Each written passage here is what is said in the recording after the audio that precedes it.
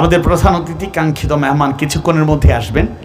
বাংলাদেশের সারা জাগানো নন্দিত আলেমে দ্বীন, সুমিষ্ট কণ্ঠস্বর আল্লামা সাইদি রাহিমাহুল্লাহর সেই সৌন্দর্য, যার কণ্ঠে শিশুর মূর্ছনা আমরা খুঁজে পাই, কারি মাওলানা আব্দুল আমিন হাফিজাহুল্লাহ তাআলা।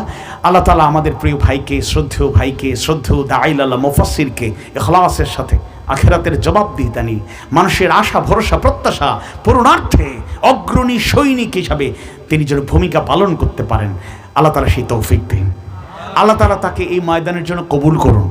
গোটা দুনিয়ার বাংলা ভাষাভাষীদের কাছে দিনের প্রচার প্রসারে আল্লাহ তাআলা কবুল করে নিন, আমিন ইয়া রাব্বাল আলামিন। এরকম মাহফিল আগামী বছরে আরেকটু বড় আর সুন্দর করে করতে হবে, আমরা চাই নাকি চাই না? আরো বড় মাঠুক, আরো মাঠু হইল এগারে পুরা মাঠ জুড়িয়া ইতা কিছু মাহফিল আর কিছু খালি রাখা হোক আর সময় নাই। আগামীতে মাঠ বড়ি যেত, পারলে একদিন না হইলে 2 দিন হইতো, আস্তে আস্তে আগুয়াইতে হোক ইনশাআল্লাহ।